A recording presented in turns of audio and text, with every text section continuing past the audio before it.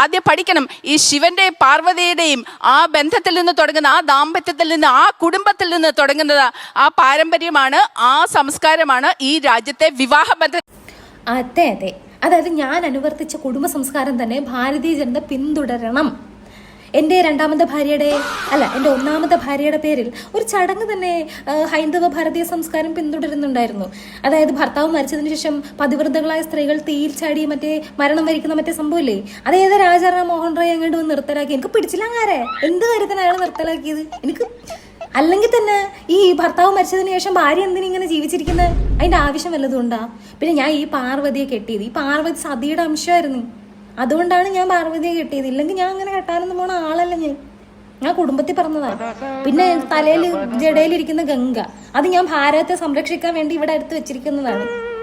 പിന്നെ അയ്യപ്പൻ ഉണ്ടായത് ഞാൻ എന്ത് ധർമ്മത്തെ സംരക്ഷിക്കാൻ വേണ്ടിയിട്ട് മഹാവിഷ്ണു മറ്റേ സ്ത്രീ അവതാരം എടുത്തപ്പം ഞാനും അയാളും തമ്മിൽ ഒന്ന് ചെറുതായിട്ട് സംഗമിച്ച് ചെറുതായിട്ട് അങ്ങനെയാണ് അയ്യപ്പൻ ഉണ്ടായത്. അല്ലാതെ ഇതിനകത്ത് വേറെ ഡിംഗോളിഫിക്കേഷനൊന്നും ഇല്ല.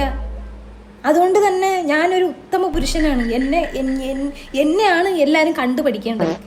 ഈ രണ്ടാമതും മൂന്നാമതും നാലാമതും ഒക്കെ വിവാഹം കഴിക്കുന്നവരോട് എനിക്ക് ഇതേ പറയാനുള്ളൂ. എന്നെ കണ്ടു പഠിക്കണം. ചേച്ചിക്ക് അറിയാം എന്നെ പറ്റി. ചേച്ചിക്ക് എനിക്ക് നല്ല രീതിയിൽ ചേച്ചിക്ക് എന്നെ പറ്റി അറിയാം. അതാണ് ചേച്ചി എന്നെ പറ്റി ഇപ്പൊ പറഞ്ഞത്. കേട്ടല്ലേ?